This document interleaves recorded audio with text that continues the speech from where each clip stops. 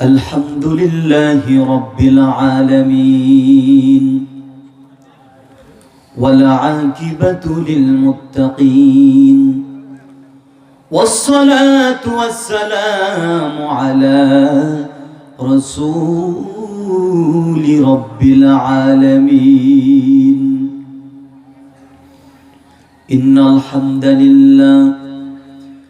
إن الحمد لله نحمده ونستعينه ونستغفره ونعوذ بالله من شرور أنفسنا ومن سيئات أعمالنا من يهده الله فلا مضل له ومن يضلله فلا هادي له ونشهد أن محمدا صلى الله عليه وسلم الذي أكمل الله به قصر النبوة أي ختم الله به النبوة وحكم أن لا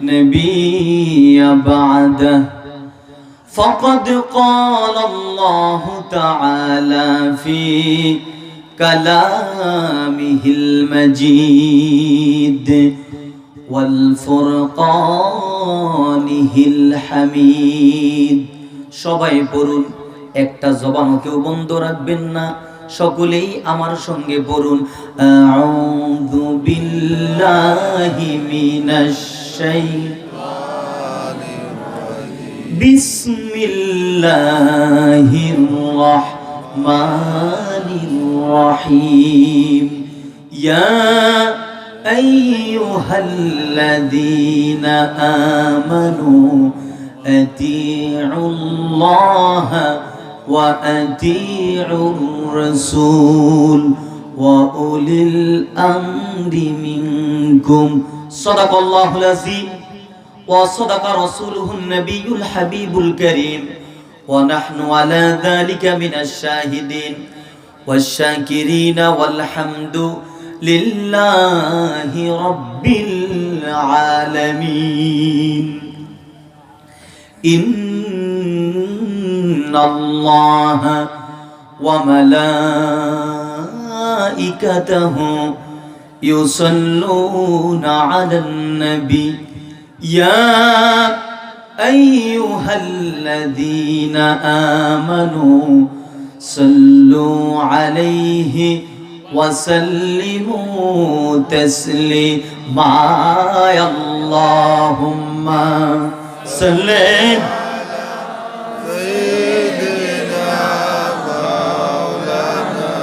محمد وعلى سيدنا مولانا محمد সম্মানিত উপস্থিতি আমার নূরের নবীজির নূরময় জবান মুবারকের একটা হাদিস আছে সুনান ইবনে মাজাহ শরীফের মধ্যে বর্ণিত রাসূল বলেন ও পৃথিবীর মানুষ তোমরা যখন দুনিয়ার যে কোনো স্থান থেকে যে কোনো প্রান্ত থেকে যে কোনো জায়গা থেকে আমি রাসূলকে দুরুদ সালামের হাদিয়া দাও আমি নবী মদিনার রওজা সবুজ গম্বুজের নিচ থেকে সেই সালামের জবাব নিজ মুখে দিয়ে থাকি সুবহানাল্লাহ সেই রাসূলের শানে দুরুদ পড়তে কি প্রণতা করা যাবে বাবা যদি না করা যায় সকলের কণ্ঠকে ছেড়ে দিয়ে রাসূলুল্লাহর শানে পড়ুন আল্লাহুম্মা সাল্লি সাইয়্যিদিনা মাওলানা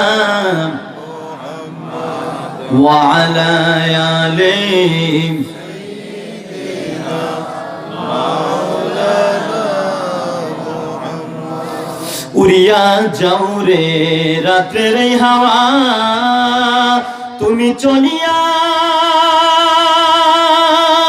যাও রে মদিনায় আজকের মাহফিলের সালাম পৌঁছে দিও নূরের নবীর রওয়া যায় আল্লাহুম্মা সাল্লি মাওলানা ওয়া আলা আলিহি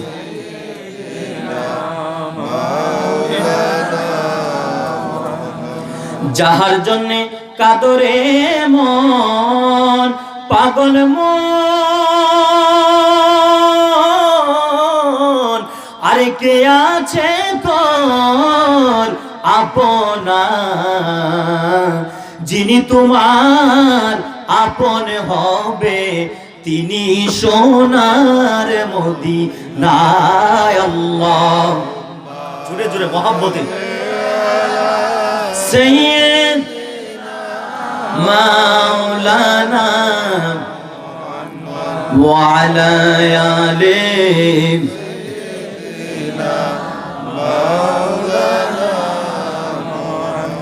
আল্লাহ তুমি নসিব করো দয়াময়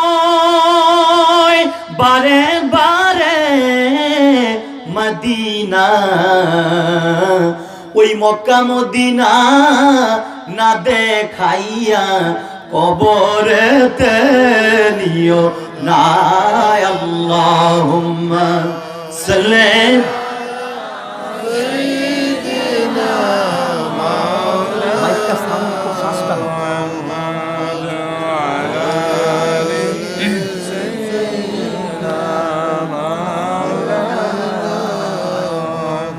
এই জবান দিয়েছে কে?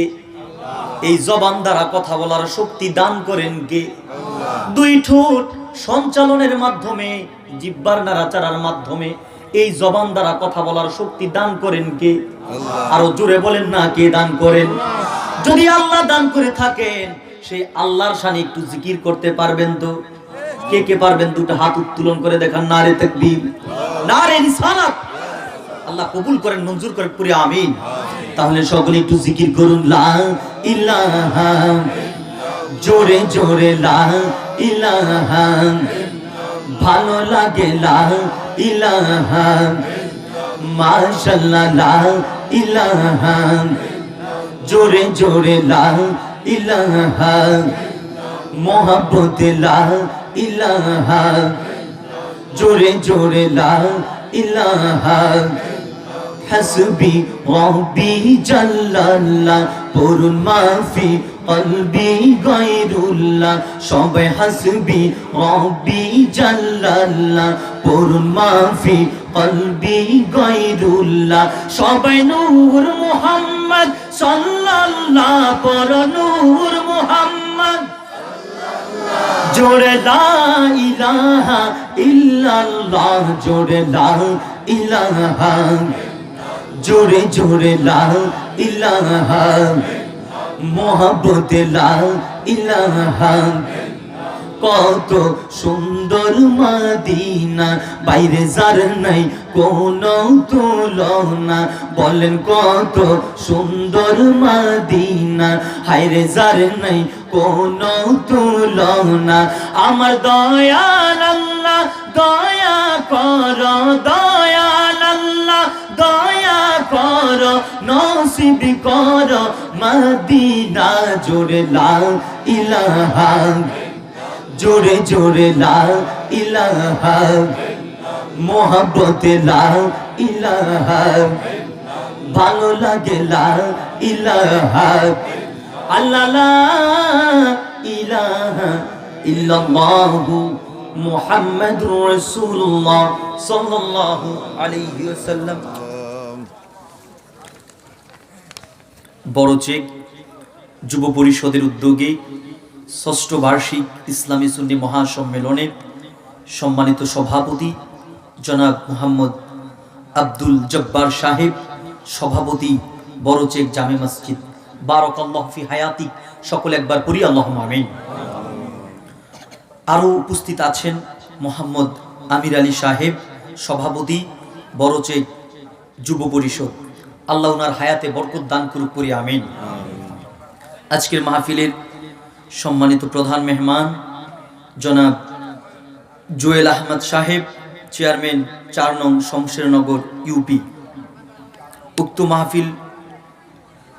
উক্ত মাহফিলের যিনি প্রধান অতিথি আল্লামা সাহেব কিবলা ফুলতুলি রহমাতুল্লাহি আলাইহির সুযোগ্য উত্তরসূরি জনাব হযরত মাওলানা হাফেজ ফখরউদ্দিন চৌধুরী সাহেব জাদায়ে ফুলতুলি, বারাকাল্লাহু ফি উমরিক বারাকাল্লাহু ফি হায়াতিক, পড়ি আমিন। আজকের মাহফিলের প্রধান আকর্ষণ জনাব হযরত মাওলানা মামুনুর রশিদ মামুন সাহেব, সাধারণ সম্পাদক আল ইসলাহ, কমলগঞ্জ পৌরসভা। উক্ত মাহফিলে আরো অনেক আলোচক বৃন্দ রয়েছেন। স্টেজে উপবিষ্ট আছেন উলামায়ে কেরাম, তুলাবায়ে জাম। আমার সামনে উপস্থিত আছেন বাংলার দূর দূরান্ত থেকে আগত ইসলাম প্রেমিক, রাসূলুল্লাহর সুন্নাহ প্রেমিক সুন্নি মুসলমান ভাই ও বন্ধুরা, পর্দার অন্তরালে আমার সম্মানিতা মা ও বোনেরা, সকলকে জানাচ্ছি হৃদয়ের গভীর থেকে আন্তরিক শুভেচ্ছা এবং মোবারকবাদ। সম্মানিত উপস্থিতি, আপনারা এখানে এমনও কিছু মানুষ আছেন অনেক দূর দূরান্ত থেকে এসেছেন, ঠিক কিনা? আবার অনেক এমন মানুষ আছেন যাদের কর্ণকহরে আজকের মাহফিলের আওয়াজ যাচ্ছে, এখনো তারা এই মাহফিলে আসতে পারে নাই। কারণ আল্লাহ গফুর রহিম, সবাইকে কবুল করেন, সবাইকে হেদায়েত দান করেন। যাদের সৌভাগ্য হয়েছে, যাদের ভাগ্য ভালো, আল্লাহ রাব্বুল আলামিন তাদেরকে দ্বীনের মজমায় কবুল করেছেন। পড়ি সুবহানাল্লাহ। আপনারা খুশি না বেজার? কম না বেশি? করোনাকালীন সময়ে বাংলাদেশের বিভিন্ন অঞ্চলে মাহফিল করতে দিচ্ছে না প্রশাসন বা সরকারের নিষেধাজ্ঞা থাকার কারণে, ঠিক কিনা? আপনারা আমার সাথে কথা বলবেন, আমি আপনাদেরকে কিছু গুরুত্বপূর্ণ নসিহত আপনাদের সামনে তুলে ধরবো। কথা বলতে পারবেন? আপনারা আমাকে সাপোর্ট দিতে পারবেন?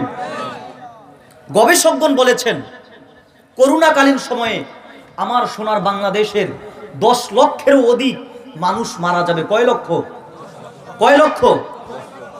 আজকে করোনা 1 বছর পার হয়ে যায়, আমার সোনার বাংলাদেশে 10,000 মানুষও মরে নাই, আলহামদুলিল্লাহ। তার কারণ কি আপনারা জানেন? তা তো আপনারা খোঁজেন না, আপনারা তালাশ করেন না। এর একমাত্র কারণ আল্লাহর কোরআনের বরকত। কথা বলেন ঠিক কিনা? আরব বিশ্বকে বাদ দিলে বাংলাদেশের কোথাও এত মসজিদ নাই আমার সোনার বাংলাদেশে যত মসজিদ আছে। কথা বলেন ঠিক কিনা? এই সোনার বাংলাদেশে যত মাদ্রাসা আছে, এশিয়া উপমহাদেশের অন্য কোনো কান্ট্রিতে এত মাদ্রাসা নাই, ঠিক কিনা বলেন? আপনারা অবাক হবেন শুনলে যে বাংলাদেশ কেন করোনা থেকে মুক্তি পেয়েছে। কানাডা, লন্ডন, আমেরিকা, স্পেন, এত বড় বড় শক্তিশালী রাষ্ট্রগুলো করোনার কাছে ধরা খাইতে হয়েছে, ঠিক কিনা? কিন্তু আপনি তো খাচ্ছেন মাছ, ডাল, ভাত। আপনি দুর্বল মানুষ, আপনি কেন বেঁচে গেলেন? প্রশ্ন আসে কিনা? জানা দরকার আছে কিনা মুসলমান? তার একমাত্র কারণ আমরা বলবো প্রশাসনকে, গভর্নমেন্টকে একটা পরামর্শ দিব, যত মাহফিল আছে প্রত্যেকটি মাহফিলের অনুমতি সরকারিভাবে দিয়ে দেন, যত নাইট ক্লাব আছে সেগুলো বন্ধ করে দেন, ঠিক কিনা বলুন? সোনার বাংলাদেশে যত কোরআনের আওয়াজ হচ্ছে দিন দিন, আপনি চিন্তা করে দেখেন প্রত্যেকটি মসজিদে প্রত্যেক দিন 5 বার আজান হচ্ছে কিনা? হচ্ছে কিনা? আমার সোনার বাংলাদেশের দক্ষিণ মেরু থেকে উত্তর মেরু, পূর্ব থেকে পশ্চিম মেরুতে প্রত্যেকটি মাদ্রাসাতে ফজরের পর থেকে রাত 10টা পর্যন্ত হেফজখানার ছাত্ররা, কচি কাঁচা যুবকরা, ছোট ছোট মেয়ে বাচ্চারা আল্লাহর কোরআনের তেলাওয়াত করছে, ঠিক কিনা? এই বাংলাদেশ করোনা থেকে মুক্তি পাওয়ার একমাত্র পথ হচ্ছে কোরআনের বরকত, ঠিক কিনা বলেন? আমরা বলবো যত কোরআনের মাহফিল আছে সবগুলোর অনুমতি দিয়ে দেন, মাদ্রাসা মসজিদগুলো খুলে দেন, নাইট ক্লাবগুলো বন্ধ করে দেন, জুয়ার আড্ডাখানাগুলো বন্ধ করে দেন, ঠিক কিনা বলেন? তাহলে এদেশে আরো রহমত বরকত নাজিল হবে, ঠিক কিনা? মাইকম্যান, সাউন্ডটা একটু, শব্দটা টানে, গলা শুকায় যায়, দেখেন এটা সমস্যাটা দূর করে দেন। কথা বুঝতেছেন বাবারা? আমরা আল্লাহর কাছে দোয়া করব, মাবুদ যারা উপরস্থ কর্মকর্তা আছে তাদেরকে আপনি দিনের বুঝ দান করেন, পড়ি আমিন। এই যে বাবার আপনারা এখানে এসেছেন, বসেছেন, আপনারা কি কোনো বিনিময় চান? টাকা চান? পয়সা চান? খাবার চান? কিচ্ছু চান না, কোনো বিনিময় চান আপনারা চান না, তবে আমি চাই। তবে হ্যাঁ, এই দুনিয়া কোন নেতার কাছে নয়, কোন নেত্রীর কাছে নয়, কোন এমপির কাছে নয়, কোন মন্ত্রীর কাছে নয়, কোন নেতার কাছে নয়, যিনি আমার মালিক, আপনার মালিক, মালিকুল আমলাক, সেই আল্লাহর কাছে বিনিময় চাই কিনা? চান কিনা? যদি চেয়ে থাকেন, রাতের নীরবতাকে ভঙ্গ করে মালিকুল আমলাকের শুকরিয়া আদায় করি আলহামদুলিল্লাহ। লাখ কোটি, তার চাইতে হাজার হাজার কোটি গুণ বেশি দরুদ ও সালাম আল্লাহ সুবহানাহু ওয়া তাআলার সৃষ্টির প্রধান আকর্ষণ, বিশ্বসভার সভাপতি, সমস্ত নবী ও রাসূলগণের মাথার মুকুট, শামসুল হিদায়াত, বদরুদ্দুজা, সৈয়দুস সাকালাইন, ইমামুল মুরসালিন, আফতাবে নবুওয়াত, শাহানশাহে রিসালাত, সরওয়ারে কায়নাত, সুলতানে মদিনা, হুজুরে আকরাম, নূরে মুজাসসাম, নূরুন আলা নূর, মুহাম্মদিয়া রাসূল আল আরাবির প্রতি সকলে পড়ি সাল্লাল্লাহু আলাইহি ওয়াসাল্লাম। যেই নবীকে আজ থেকে ১৫০০ বছর আগে ওই পবিত্র নগরী মক্কার মাটিতে মা আমিনার পবিত্র রেহেম মুবারক থেকে আমার আল্লাহ এই দুনিয়ার বুকে প্রেরণ করেছেন, পরি সুবহানাল্লাহ। সেই রাসূলের উপরে আমার আল্লাহ ১৫০০ বছর আগে যে কোরআনুল কারীম নাজিল করেছেন, সেই কোরআনুল কারীম থেকে আমি অধম আপনাদের খিদমতে একখানা আয়াতে কারিমা তেলাওয়াত করেছি। যদি আল্লাহ কবুল মঞ্জুর করেন, এই আয়াতকে সামনে রেখে নির্ভরযোগ্য মুফাসসির মুহাদ্দিসগণের দৃষ্টিকোণ থেকে কিছু কথা তুলে ধরবো, পড়ি আল্লাহুম্মা আমিন। আপনারা যে এখানে এসেছেন কোনো বিনিময় চান না, তবে হ্যাঁ, আল্লাহ আমরা যে এখানে এসে বসেছি, আল্লাহ আমাদেরকে 3টা বিনিময় দান করবেন। কয়টা? প্রথমত আল্লাহ পাক কোরআনের মধ্যে বলেন, কুল ইন্নাল্লাহা ইউদিল্লু মান ইয়াশাউ ওয়া ইয়াহদি ইলাইহি মান আনাব।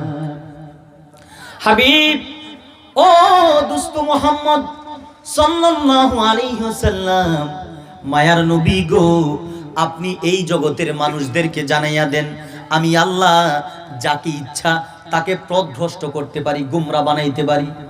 ইয়া রাসূলুল্লাহ, ইয়া হাবিবাল্লাহ, মায়ার নবী গো, এটাও আপনি আপনার গুনাহগার উম্মতদেরকে জানাইয়া দেন, যেই সমস্ত বান্দারা বিনয়ের সাথে মোহাব্বত নিয়ে আল্লাহর রহমতের দিকে ছুটে আসে, আমি আল্লাহ সেই সমস্ত বান্দাদেরকে হেদায়াত করে আমি আল্লাহ রহমতের কোলের মধ্যে টেনে নেই। সুবহানাল্লাহ। প্রথম নাম্বার বিনিময়, বাবা, আল্লাহ আপনাদেরকে হেদায়াত করেছেন, মায়া করেছেন, দয়া করেছেন, করুণা করেছেন, করুণা করে উনার কুদরতি কোলের মধ্যে টেনে নিয়েছেন। সুবহানাল্লাহ। 1 নাম্বার বিনিময়। কয় নাম্বার? 2 নাম্বার বিনিময়, এখানে এসেছেন আপনারা কোন ব্যক্তি আকর্ষণে আসেন, আমার চেহারা দেখতে কেউ আসেন নাই, অন্য আলোচকদের চেহারা দেখতে কেউ আসেন নাই, একমাত্র আপনারা এসেছেন কোরআন সুন্নাহর আলোচনা শোনার জন্য, ঠিক কিনা? এখন এই যে কোরআনকে ভালোবেসে এখানে এসেছেন, সেই কোরআন বলছে, মানুষ, কিয়ামতের ময়দানে আমি কোরআন 1 সেকেন্ডের জন্য তোমাকে জাহান্নামে যেতে দিব না। সুবহানাল্লাহ। এখন কোরআন যে আপনাকে 1 সেকেন্ডের জন্য জাহান্নামে যেতে দিবে না, তার প্রমাণ লাগবে কিনা? প্রমাণ লাগবে কিনা? আমার ভাইয়েরা, আমি আপনাদের সামনে আমার নূরের নবীজির নূরময় জবান মুবারকের একটা হাদিস মুবারক শোনাবো। ভাইরে, আমার দয়াল নবী আজ থেকে ১৫০০ বছর আগে উনার নূরের জবান মুবারকে তিনি বলেছেন, মান জাআলাল কুরআনা আমামাহু কাদাহু ইলাল জান্নাহ। ও পৃথিবীর মানুষ, যারা আমি কোরআনকে নেতা বানায়, আমি কোরআনকে সামনে রাখে, রাজনৈতিক জীবনে, সাংসারিক জীবনে, পারিবারিক যে জীবন রয়েছে, সমস্ত কিছুতে যারা আমি কোরআনকে নেতা বানায়, আমি কোরআন কাল কিয়ামতের ময়দানে ওই সমস্ত বান্দাদেরকে পথ দেখাইয়া দেখাইয়া নেতৃত্ব দিয়ে দিয়ে আল্লাহর জান্নাতের মধ্যে দিয়ে নিয়ে যাব। কোরআন বলছে, মানুষ, আমি পথ দেখাইয়া দেখাইয়া নেতৃত্ব দিয়ে দিয়ে তোমাকে আল্লাহর জান্নাতে নিয়ে যাব। সুবহানাল্লাহ। শুনলেন 2 নাম্বার বিনিময়। কয় নাম্বার? এখন 3 নাম্বার বিনিময় কি? আপনারা যারা এখানে এসেছেন, আমার বাবার বয়সী আছেন, দাদার বয়সী আছেন, ভাইয়ের বয়সী আছেন, বন্ধুর বয়সী আছেন, সমমান বয়সী আছেন, এই যে মানুষগুলো আমরা এসেছি, আমাদের প্রত্যেকেরই কম বেশ গুনাহ আছে, ঠিক কিনা? এখানে কি এমন কেউ আছেন যে একদম নিষ্পাপ বেগুনা মাসুম আছেন? আমি সহ সকলেরই কম বেশ গুনাহ আছে। আপনারা এসেছেন গুনার বোঝা নিয়ে। রাসূল বলেন, উম্মত রে, যখন বাড়ি ফিরবা নিষ্পাপ বেগুনা মাসুম হয়ে ফিরবা সুবহানাল্লাহ। তার প্রমাণ লাগবে কিনা মাসুম হয়ে যে বাড়ি ফিরবেন? আমার ভাইয়েরা, আমার নূরের নবীজির নূরময় জবান মুবারকের আরেকটা হাদিস মুবারক আমি আপনাদেরকে শোনাই। মুদারাসাতুল কোরআন, কোরআনের আলোচনা যেই বাগানের মধ্যে হয়, মধ্যবর্তী সময়ে একদল ফেরেশতা আল্লাহর দরবারে চলে যায়। কার দরবারে? আল্লাহর দরবারে গিয়ে ওই সমস্ত ফেরেশতারা ঘোরাঘুরি করতে থাকে। আমার আল্লাহ ফেরেশতাদেরকে ডেকে বলে, মায়ার ফেরেশতারা রে, তোমরা কোথায় থেকে এসেছো, কি বলতে চাও বলে ফেলো। ফেরেশতারা ডেকে বলেন, মালিক, ওই বাংলার জমিনে সিলেটের প্রান্তর থেকে তোমার দরবারে আমরা এসেছি, তোমার দরবারে একটা দরখাস্ত রাখতে চাই। আমরা দেখে এসেছি কোরআনের বাগানে তোমার কিছু মুমিন বান্দারা বসে আছে। আল্লাহ রাব্বুল আলামিন ফেরেশতাদেরকে ডেকে বলবেন, ও ফেরেশতারা, তারা আমি আল্লাহর কাছে কি চায়? ফেরেশতারা ডেকে বলবেন, আল্লাহ, তারা তোমার কাছে তোমার জান্নাত চায়। বলি সুবহানাল্লাহ। আল্লাহ রাব্বুল আলামিন ডেকে বলবেন, হাল রাআউহা, ও মায়ার ফেরেশতারা, তারা কি আমি আল্লাহর জান্নাত দেখেছে নাকি? ফেরেশতারা বলবেন, লা ইয়া রাব্বাল আলামিন, তারা তোমার জান্নাত দেখে নাই। আল্লাহ রাব্বুল আলামিন তারপরে বলবেন, তাদের মনটা নরম কেন, তাদের চোখের মধ্যে পানি কেন, তাদের দিলটা কেন হাহাকার করে, তারা কি থেকে বাঁচতে চায়? ফেরেশতারা ডেকে বলবেন, আল্লাহ, তারা তোমার জাহান্নাম থেকে বাঁচতে চায়। সুবহানাল্লাহ। জাহান্নাম কোনদিন দেখেছেন? আল্লাহ রাব্বুল আলামিন বলবেন, ও মায়ার ফেরেশতারা, যারা জান্নাতও দেখে নাই, জাহান্নামও দেখে নাই, না দেখে জান্নাত চায়, না দেখে জাহান্নাম থেকে বাঁচতে চায়, নরম বিছানাকে লাথি মেরে শক্ত মাটির আসন গ্রহণ করে যারা বসে আছে, আমি আল্লাহ আজকের এই দিনে ঘোষণা করলাম তাদের জীবনের সমস্ত গুনাহগুলো মাফ। সুবহানাল্লাহ। শুধু তাই নয়, আমি আল্লাহ তাদের জন্য জান্নাতকে ওয়াজিব করে দিলাম। সুবহানাল্লাহ। আল্লাহ বলেন, জান্নাতকে তো ওয়াজিব করলাম, তাদের জন্য চিরতরে জাহান্নামকে হারাম করে দিলাম। সুবহানাল্লাহ। তিনটা বিনিময় কয়টা? খুশি আছেন? প্রথমে হেদায়াত করেছেন, দ্বিতীয়ত এক সেকেন্ডের জন্য জাহান্নামে যাবেন না, তৃতীয়ত এসেছেন গুনার বোঝা নিয়ে, মুনাজাত করে বাড়ি ফিরবেন নিষ্পাপ হয়ে। সুবহানাল্লাহ। আমার ভাইয়েরা, মূল আলোচনায় প্রবেশ করছি। তিলাওয়াত করেছি, ইয়া আইয়ুহাল্লাযীনা আমানু আতিউল্লাহ, ও ঈমানদারগণ, অনুসরণ করো আল্লাহর। কার? আল্লাহর। এখন আল্লাহর অনুসরণ কিভাবে করবেন জানা দরকার আছে কিনা? যদি বাবা করার মতো করতে পারেন, যে সংক্ষিপ্ত আলোচনা আমি করব, যদি বুঝার মতো বুঝতে পারেন, তাহলে এই অল্প কথাই আপনার কিয়ামতের ময়দানে নাজাতের জন্য যথেষ্ট হয়ে যাবে। করি আমিন। আল্লাহর অনুসরণ কিভাবে করবেন? আল্লাহ কোরআনের অন্যত্রে বলেছেন, কুল ইন কুনতুম তুহিব্বুনাল্লাহা ফাত্তাবিউনি ইউহিব্বুকুমুল্লাহ ওয়া ইয়াগফির লাকুম যুনুবাকুম আল্লাহু গফুর রহিম। হাবিব, আপনি জগতের মানুষকে বলেন, তারা যদি আমি আল্লাহকে ভালোবেসে থাকে, আমি আল্লাহকে পেতে চায়, তারা যেন আপনি রাসূলকে অনুসরণ করে। বলি সুবহানাল্লাহ। এখন আপনি যদি আমার মদিনার নবীর খালেস খাঁটি উম্মত হতে পারেন, আল্লাহকে যদি অনুসরণ করার মতো করতে পারেন, আমার আল্লাহ আপনাকে কিভাবে গুরুত্ব দিবেন, কিভাবে সাহায্য করবেন, কিভাবে আপনার উপর আল্লাহর রহমত আসবে, কিভাবে নুসরত আসবে, একটা উদাহরণ আমার নবীজির পালক পুত্র যায়েদ ইবনুল হারেসার জীবনী থেকে তুলে ধরছি। হযরত যায়েদ, তিনি তায়েফে সফর করলেন। কোথায় কোথায় সফর করলেন? বাবারা কথা বুঝেন, কোথায় সফর করলেন? তায়েফে। শুনলে অবাক হবেন, মুফাসসিরগণ বলেন, তায়েফের মাটি এমন এক মাটি, যেই মাটিতে নাই সাপ, নাই কোনো বিচ্ছু। পরি সুবহানাল্লাহ। এটা দামেস্কের হিমস নামক জায়গার মাটি, বুখারীর মধ্যে বর্ণনা আছে। সুবহানাল্লাহ। আমার বাবারা, হযরত যায়েদ তিনি তায়েফে সফর করলেন। কোথায়? উনার সঙ্গে একজন সফর সঙ্গী। কয়জন? একজন। আমার ভাইয়েরা, হযরত যায়েদ তিনি তায়েফে চলে গেলেন। যাওয়ার পরে সফর সঙ্গীটাকে দেখে বলছে, ভাই রে, ও আল্লাহ রাসূলের সাহাবী, অনেক দূরের পথ অতিক্রম করে আজকে তায়েফের ময়দানে আমরা আসলাম, তুমিও ক্লান্ত, আমিও ক্লান্ত, একটু বিশ্রাম নেওয়া প্রয়োজন। কি নেওয়া প্রয়োজন? বিশ্রাম নেওয়া প্রয়োজন। সফর সঙ্গীটাকে যায়েদ বলছেন, ও আল্লাহ রাসূলের সাহাবী, তুমি আগে বিশ্রাম নাও, আমি পাহারা দেই, নতুবা আমি আগে বিশ্রাম নেই, তুমি পাহারা দাও। সফর সঙ্গীটা ডেকে বলছে, যায়েদ রে, তুমি আগে বিশ্রাম নাও, আমি পাহারা দেই। তোমার বিশ্রাম যখন শেষ হয়ে যাবে আমি বিশ্রাম নিব, তুমি পাহারা দিবা। সুবহানাল্লাহ। কথা মতো হযরত যায়েদ তিনি বিশ্রাম নেওয়া শুরু করলেন। তিনি বিশ্রাম নিচ্ছেন। হঠাৎ করে যখন বিশ্রাম নেওয়া শেষ হয়ে গেল, উনি দুই চোখ খুলিয়া দেখে হযরত যায়েদের দুইটা হাত বাঁধা, দুইটা পা বাঁধা। আল্লাহু আকবার। তিনি বিশ্রাম নেওয়া যখন শেষ হয়ে গেল, চক্ষু খুলিয়া দেখে দুইটা হাত বাঁধা, দুইটা পা বাঁধা। উনার চোখের সামনে খোলস মুক্ত একটা তরবারি। কি তরবারি নিয়ে ওই যে সফর সঙ্গী একজন, কয়জন, সে একটা খোলস মুক্ত তরবারি নিয়ে যায়েদের চোখের সামনে দাঁড়িয়ে আছে। বলি নাউজুবিল্লাহ। যায়েদ কাকুতি মিনতি করে বললেন, ভাই তুমি না আল্লাহ রাসূলের সাহাবী, তোমারও তো দাড়ি আছে, তোমারও তো টুপি আছে, তোমারও তো পাঞ্জাবি আছে, লিমা তাকতুলুনি, তুমি কেন আমাকে হত্যা করতে চাও? কেন আমার হাত বেঁধেছো?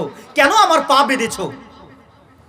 ওই সফর সঙ্গী মুনাফিকটা জবাব দিল, যায়েদ, ইন্নী আ'লামু আন্না মুহাম্মাদান সাল্লাল্লাহু আলাইহি ওয়াসাল্লাম ইউহিব্বুক ওয়া আনা উবগিদু।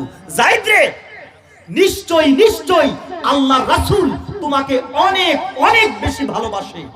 যে রাসূল তোমাকে অনেক ভালো মনি পোষণ করি। নাউজুবিল্লাহ। উপরে দেখো আমাকে মুসলমান, আমাকে মনে করো সাহাবী, আসলে তো আমি মুসলমান না, আমি একটা কাফের পরি। নাউজুবিল্লাহ।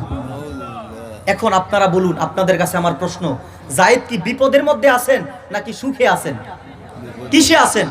বিপদে আছেন। শুধু বিপদ না, চরম বিপদ, ঠিক কিনা? আমার ভাইয়েরা, আপনারা কি করতেন? আপনারা তো হাউমাউ করে কান্না করতেন, কিন্তু মরুভূমির জায়গা, সেখানে তো কান্না করলেও কেউ আসবে না, ফাঁকা ময়দান, খোলা ময়দান, ঠিক কিনা? হযরতে যায়েদ বিপদের মুহূর্তে উনার চেহারাটাকে মদিনার রওজার দিকে ঘুরাইয়া দুই চোখের পানি ছাইরা বিনাইয়া তিনি কান্না করতে লাগলেন। তার কিছুক্ষণ পরে হযরত যায়েদ উনার চেহারাটাকে আল্লাহ রাব্বুল আলামিনের আসমানের দিকে ঘুরাইয়া, আরশে আজিমের দিকে ঘুরাইয়া আল্লাহকে একটা ডাক দিলেন, আগিথনি ইয়া রহমান। আল্লাহু আকবার। বলেন, ও আসমানের মালিক, আরশের মালিক আল্লাহ তাআলা, আমি তোমার গোলাম, আমি তোমার বান্দা, তোমার রাসূলের প্রেমিক, জীবনের চাইতেও বেশি তোমার রাসূলকে আমি ভালোবাসি। আল্লাহ, আমি অদম গুনাহগার, বিপদের মধ্যে পড়ে গিয়েছি, কি করব আমার জানা নাই। তুমি যদি সাহায্য না করো, এই দুনিয়াতে সাহায্য করার মতো কেহ নাই। সুবহানাল্লাহ। আল্লাহকে ডাকলেন, রহমান বলে। কি বলে? আমার ভাইয়েরা, আল্লাহ রাব্বুল আলামিন আরশে আজিম থেকে জিব্রাইলকে আদেশ করলেন, ও জিব্রাইল, কোথায় আছো? জলদি দ্রুত ওই তায়েফের ময়দানে চলে যাও। সুবহানাল্লাহ। কারণ আমার যায়েদ আমাকে ডাকার মতো ডেকেছে। কি করেছে? ডাকার মতো ডেকেছে। যায়েদকে সাহায্য করা আমি আল্লাহর উপর ওয়াজিব হয়ে গিয়েছে। সুবহানাল্লাহ। আমার ভাইয়েরা, ওই মুনাফিকটা যায়েদ ইবনে হারিসাকে প্রথমবার হত্যা করতে চাইল। যখন তরবারি চালাবে, হযরত যায়েদ উনার চক্ষুটাকে বন্ধ করে বিনাইয়া কান্না করেন। হঠাৎ করে যায়েদের কানের মধ্যে আওয়াজ আসলো, কে যেন বলছে, ইয়া মুনাফিক লা তাকতুলহু, ও মুনাফিক, তোর দ্বারা কোনোদিনও সম্ভব না আল্লাহর রাসূলের পালক পুত্র যায়েদ ইবনে হারিসাকে হত্যা করা। সুবহানাল্লাহ। মুনাফিকটা বিকট শব্দের আওয়াজ পাওয়ার পরে ঘরের বাহিরে গিয়ে তালাশ করে দেখে ঘরের বাহিরে কেউ নাই, খালি ময়দান, ফাঁকা ময়দান, খোলা ময়দান থেকে আওয়াজ আসছে। সুবহানাল্লাহ। মুনাফিকটা দ্বিতীয়বার আবার ঘরের মধ্যে প্রবেশ করলো। দ্বিতীয়বার আবার তরবারি চালাবে, এমত অবস্থায় সে তাকাইয়া দেখে প্রথমবারের তুলনায় দ্বিতীয়বার আর একটু বিকট শব্দে আওয়াজ হইল। রে বন্ধু, গভীর মনোযোগ, অন্তরের কান লাগাইয়া আলোচনাগুলো শুনবেন। ও পর্দানিশীন মা বোনেরা, নিরবিচ্ছিন্ন মস্তিষ্কের সাথে আলোচনাগুলো শ্রবণ করবেন। এই দুনিয়ার জমিনের মধ্যে যদি ডাকার মতো কাউকে ডাকতে হয়, আমরা কাকে ডাকবো? জোরে বলেন। কাকে ডাকবেন? আরো জোরে বলেন। এই দুনিয়াতে আমার আল্লাহ ছাড়া আর কেহ সাহায্য করনেওয়ালা নাই। কথা বলেন ঠিক কিনা? রে বন্ধু, দ্বিতীয়বার প্রথমবারের তুলনায় আরো বিকট শব্দে আওয়াজ হইল। কে যেন বলছে, ইয়া মুনাফিক লা তাকতুলহু আবাদা, ও মুনাফিক তোর দ্বারা কোনোদিনও সম্ভব না আল্লাহর রাসূলের পালক পুত্র যায়েদকে হত্যা করা। পরি সুবহানাল্লাহ। মুনাফিকটা দ্বিতীয়বার ঘরের বাহিরে গেল, তালাশ করে দেখে ঘরের বাহিরে কেহ নাই, খালি ময়দান, ফাঁকা ময়দান। পরি সুবহানাল্লাহ। ডাক দিয়েছিলেন কাকে? আল্লাহকে। কাকে? আপনারা আল্লাহকে ডাকার মতো ডাকতে চান? চান কিনা? ভাই একটা কথা বলছি, রাগ নিয়েন না। আজকে আপনারা আল্লাহকে দোষারোপ করেন, আল্লাহকে ডাকছেন, আল্লাহ সাড়া দিচ্ছেন না। কেন দিচ্ছেন না জানেন? আপনারা তো আল্লাহকে ডাকার মতো ডাকতে পারেন না, ঠিক কিনা? যদি ডাকতে পারতেন ১৫০০ বছর আগে যায়েদ রাদিয়াল্লাহু তাআলা আনহুকে তিনি যেভাবে সাহায্য করেছিলেন, আমরা গুনাহগার উম্মত আখিরি নবীর যদি আমরাও ডাকতে পারতাম, আল্লাহ আমাদেরকেও সাহায্য করতেন। কথা বলেন ঠিক কিনা? আপনার দিল সাফ নাই, আপনি নামাজ পড়ছেন, আপনি সুদ খাচ্ছেন, আপনি নামাজ পড়ছেন, আপনি ঘুষ খাচ্ছেন, আপনি নামাজ পড়ছেন, আপনি জেনা ব্যভিচার করছেন, সেই মুখ দিয়ে আল্লাহকে ডাকলে কি আল্লাহ শুনবে? শুনবে না। এই জন্য দিলকে সাফ করে, মন মানসিকতাকে পরিষ্কার করে ডাকবো একমাত্র কাকে? আল্লাহকে। জোরে বলেন কাকে? আমার ভাইয়েরা, তৃতীয়বার মুনাফিকটা যায়েদকে হত্যা করতে চাইল। তৃতীয়বার প্রথমবারের তুলনায়, দ্বিতীয়বারের তুলনায় তৃতীয়বার বিকট শব্দে কে যেন বলছে, ইয়া ফুলান, ও মুকের বেটা, লা তাকতুলহু আবাদান আবাদা, ও মুকের বেটা তোর দ্বারা কোনোদিনও সম্ভব না, কখনো সম্ভব না আল্লাহর রাসূলের পালক পুত্র যায়েদকে হত্যা করা। পরি সুবহানাল্লাহ। মুনাফিকটা তৃতীয়বারের শব্দ শোনার পরে ঘরের বাহিরে গিয়ে দেখে সাদা একটা ঘোড়া দাঁড়ানো। কি ঘোড়া? সাদা ঘোড়া। সেই ঘোড়ার উপরে একটা নওজোয়ান টকবকে যুবক বসা। সুবহানাল্লাহ। উনার মাথায় সবুজ পাগড়ি। কি পাগড়ি? সবুজ পাগড়ি। তিনি পরে শাহানশাহর মতো বসে আছে। সুবহানাল্লাহ। ভাইয়ের অবাক হবেন, উনার হাতে জান্নাতের ধারালো চিক চিক চিক চিক জিক জিক জিক জিক করছে অত্যন্ত সুন্দর চমৎকার একটি তরবারি। সুবহানাল্লাহ। দুনিয়ার ধার আর জান্নাতের ধার কি এক? তিনি ঘোড়া থেকে নামলেন, নেমে মুনাফিকটাকে বলছে, ইয়া মুনাফিক তাল, এদিকে আসো। মুনাফিকটা সামনে গেল। যাওয়ার পর হযরত জিবরাইল আলাইহিস সালাতু ওয়াস সালাম তিনি উনার বাম হাত দ্বারা মুনাফিকের চুলের মুঠিতে শক্ত করে ধরলেন। ডান হাতের খোলস মুক্ত তরবারি দ্বারা, জান্নাতের তরবারি দ্বারা এক কোবে মুনাফিকের দেহ থেকে গর্দানটা আলাদা করে দিলেন। সুবহানাল্লাহ। সিলেটবাসী যদি বুঝে থাকেন তো জোরে পড়েন। তিনি বাম হাতে তার মাথা, ডান হাতে রক্ত মাখা তরবারি নিয়ে ঘরের ভিতরে প্রবেশ করলেন। সুবহানাল্লাহ। গিয়ে দেখছেন যায়েদ কান্না করতেছেন। তারপরে হযরত জিবরাইল হযরতে যায়েদের হাতের বাঁধন খুলে দিলেন। সুবহানাল্লাহ। পায়ের বাঁধন খুলে দিলেন। খুলে হযরত যায়েদের কপালের মধ্যে হযরতে জিবরাইল চুমু খেলেন। সুবহানাল্লাহ। উনাকে বুকে জড়িয়ে নিয়ে আলিঙ্গন করলেন। সুবহানাল্লাহ। হযরত যায়েদ বলছেন, মান আনতা, তুমি কে? লিমা তানসুরুনি, আমাকে সাহায্য করেছো? তিনি বলেন, আনা জিবরিল। সুবহানাল্লাহ। বলে, তুমি জিবরাইল, আমার সাথে মজা করো? জিবরাইল বলছে, যায়েদ আমি সত্যি বলছি, ওয়াল্লাহি রাব্বিল কাবা, কাবার মালিক আল্লাহর কসম, আমি সমস্ত ফেরেশতাদের সরদার জিবরাইল। সুবহানাল্লাহ। যায়েদ বললেন, আমি তো তোমাকে ডাকি নাই, তুমি কেন এসেছো? বলে, যায়েদ রে, তুমি যখন আমার আল্লাহকে ডাকার মতো ডাক দিয়েছো রহমান বলে, আমার আল্লাহর উপর ওয়াজিব হয়েছে তোমাকে সাহায্য করা। সুবহানাল্লাহ। যায়েদ রে, সেজন্য আমি জিবরাইল তোমাকে সাহায্য করার জন্য এসেছি। সুবহানাল্লাহ।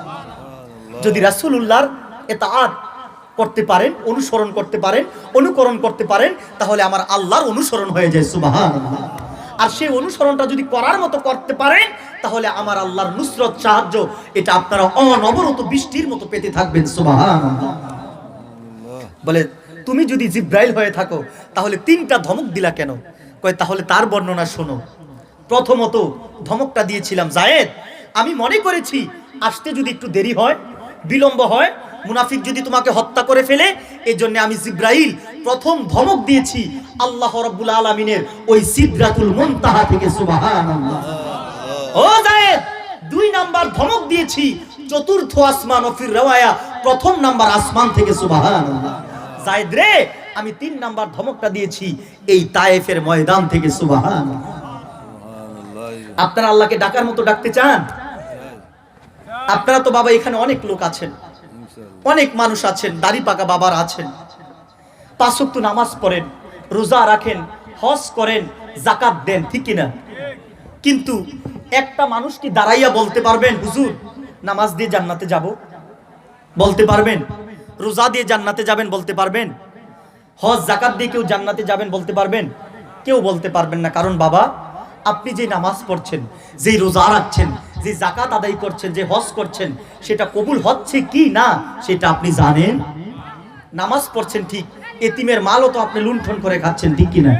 সেই নামাজ দিয়ে তো জান্নাত তো দূরে থাক, কাল কিয়ামতের ময়দানে আল্লাহর কাঠগড়ায় দাঁড়াইতে পারবেন কিনা এই চেহারা নিয়ে একবার চিন্তা করে দেখা উচিত, ঠিক কিনা? আপনি মনে করেন আপনি নামাজ পড়েন 5 ওয়াক্ত জান্নাতে চলে যাবেন, আপনার নাই ইমানের ঠিক, আপনি রাসূলুল্লাহর বিরুদ্ধে কথা বলেন, আপনার তো এখনো বিবেক বুদ্ধি হয় নাই, আপনি কার বিরুদ্ধে কথা বলছেন? রাসূলুল্লাহ শানের খেলা বক্তব্য দিতে বর্তমানে এই সময়ে কিছু আলেম নামের জালেমদের জবান বাজে না। জিহ্বার নাড়াচাড়ার মাধ্যমে যা মুখ দিয়ে আসে তাই তারা বলে ফেলে, ঠিক কিনা বলেন? এর সাহস তোমাদেরকে কে দিয়েছে রাসূলুল্লাহ সম্মানের খেলা বক্তব্য দিতে? রাসূলুল্লাহ শান্ত আল্লাহর আরশে আজিমে, ঠিক কিনা বলেন? উনার শান সুমহান, উনার শান ও মানকে বুলন্দ করে দিয়েছেন আল্লাহ কে? সেই রাসূলকে যদি আমার আপনার মতো মনে করেন ঈমান থাকবে? রাসূল কি আমার আপনার মতো? রাসূলকে আমার আপনার মতো মনে করা যাবে? অনেক আলেম সমাজ আছে কোরআনের ব্যাখ্যা আপনাদেরকে শোনায়। আজকে আমি আব্বাসী হুজুরের ছাত্র, আমি কিছু ব্যাখ্যা শোনাই দিয়ে যাই। ভবিষ্যতে আসি কিনা আসি জানি না, আমরা যেখানে একবার যাই দ্বিতীয়বার যাওয়ার চেষ্টা করিও না। অনেক মৌলবী সাহেব, মাওলানা সাহেব আপনাদেরকে শোনায় কুল ইন্নামা আনা বাশারুম মিসলুকুম। আল্লাহ বলেছেন রাসূল আপনি বলুন আমি তোমাদের মতো মানুষ। এটা কোন অর্থে বলেছেন জানা দরকার আছে কিনা? কেন বলেছেন আল্লাহ? আপনারা আমার কথাটা বাবা রাগ দিবেন না। আপনি কোরআনের ব্যাখ্যা বুঝেন, আমি কোরআনের ব্যাখ্যা বুঝি, সাহাবায়ে কেরাম কি বুঝেন নাই? বুখারী শরীফের কিতাবুল ঈমানের মধ্যে এসেছে আবু বকর, ওমর, উসমান, আলীর মতো সাহাবীরা আল্লাহর রাসূলকে বলেছেন রাসূল গো ক্বালু ইন্না লাসনাকা হাইআতিকা ইয়া রাসূলুল্লাহ। সুবহানাল্লাহ। নবী গো আপনি তো আমাদের মতো না, আমরা তো আপনার মতো না। সুবহানাল্লাহ। সাহাবায়ে কেরাম যদি রাসূলকে বলেন আপনি আমাদের মতো না, আমরা আপনার মতো না, তাহলে আমি আপনি কিভাবে বলি রাসূল আমাদের মতো? আমি আপনি কি তাদের চাইতে বেশি বুঝি? সুনান ইবনে মাজার মধ্যে এসেছে রাসূল বলেছেন আইয়ুকুম মিসলি, তোমাদের মধ্যে কে আছে আমার মতো? কেউ নাই। সুবহানাল্লাহ। একটা উদাহরণ, আপনাদের পেশাব রাসূলুল্লাহর পেশাব কি এক না? রাসূলুল্লাহর পেশাব পবিত্র। সুবহানাল্লাহ। ফতোয়া শামীর মধ্যে ইবনে আবিদির শামী লিখেছেন ইন্না বাউলা রাসূলিল্লাহি সাল্লাল্লাহু আলাইহি ওয়াসাল্লাম তাহের।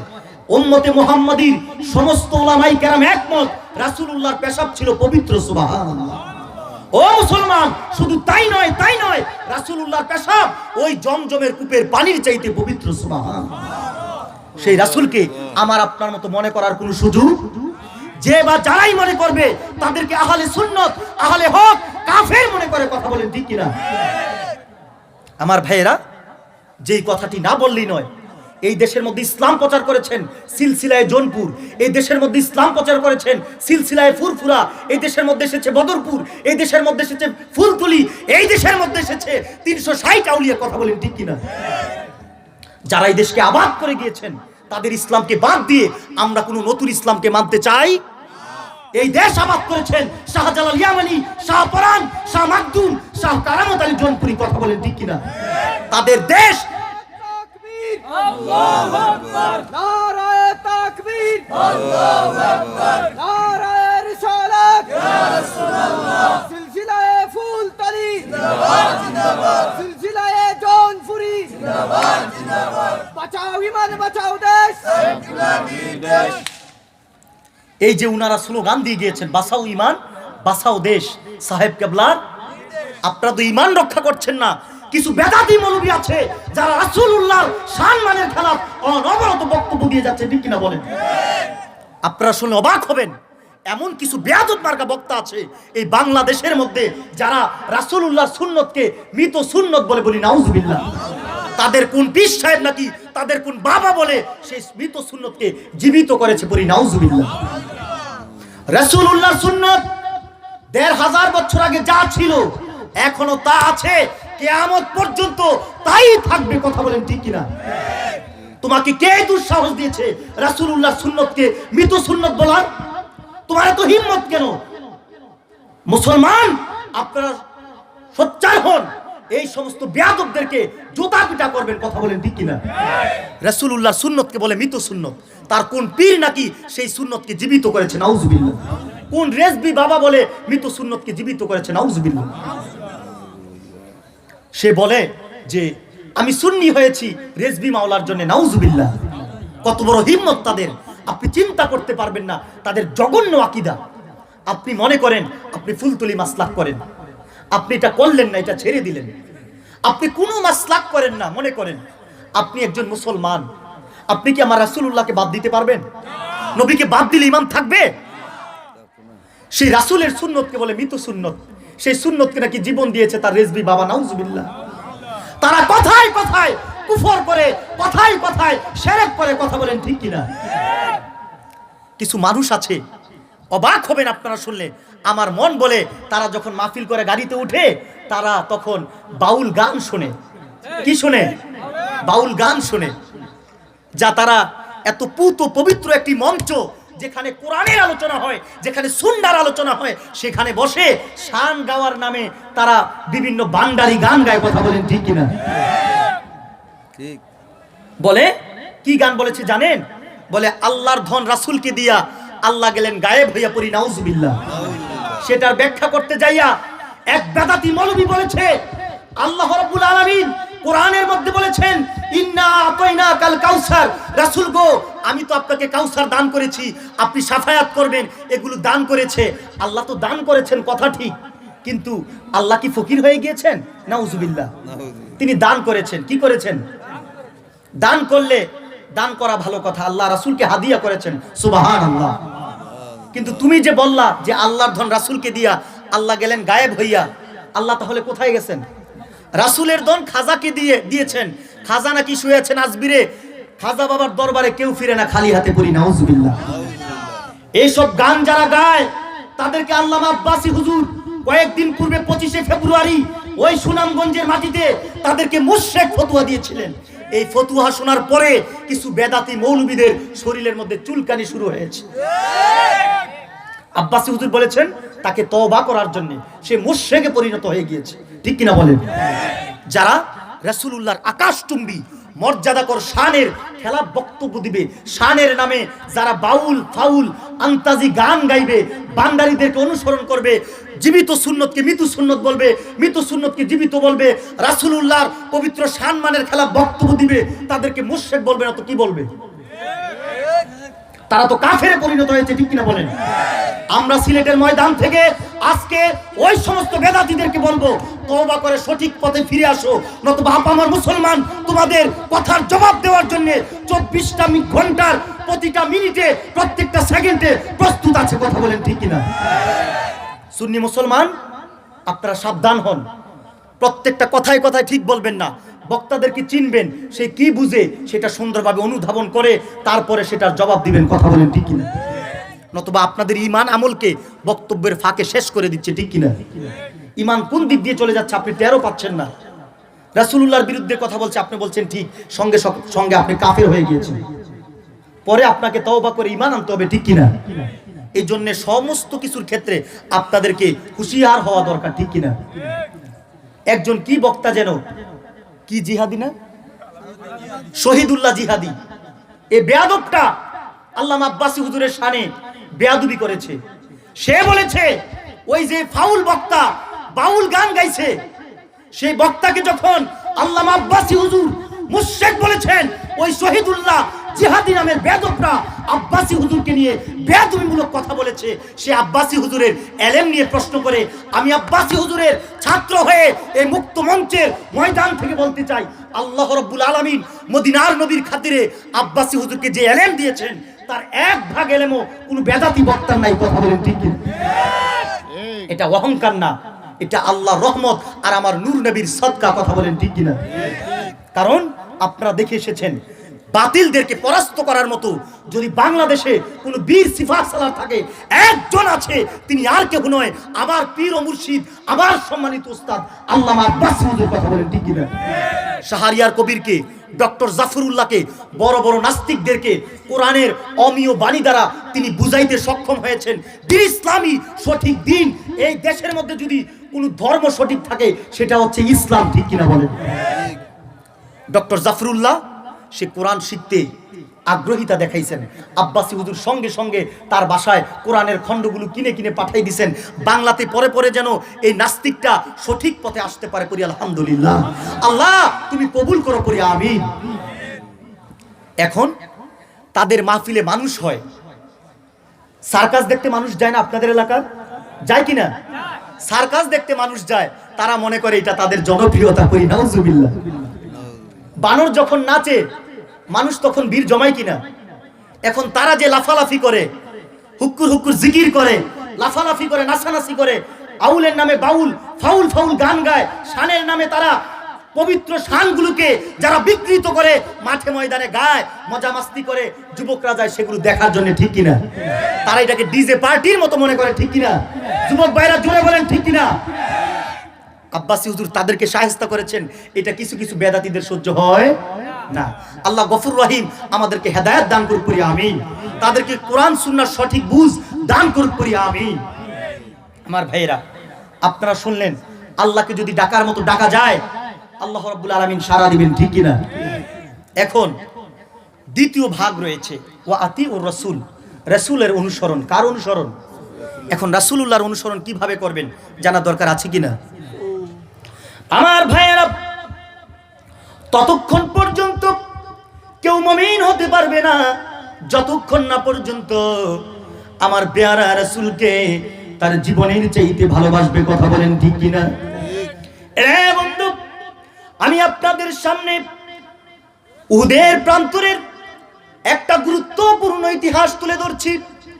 আমার নূরের নবী উহুদের ময়দানে একটা লোহার শিরস্থান পড়েছিলেন, লোহার আংটা ভেঙ্গে আমার নূর নবীর মাথা মুবারকের মধ্যে ঢুকে গিয়েছিল। আল্লাহু আকবার। আমার নূরের নবীজির মাথা মুবারকের রক্ত এই জমিনে গড়াইয়া পড়তেছিলেন কপাল বেয়ে বেয়ে।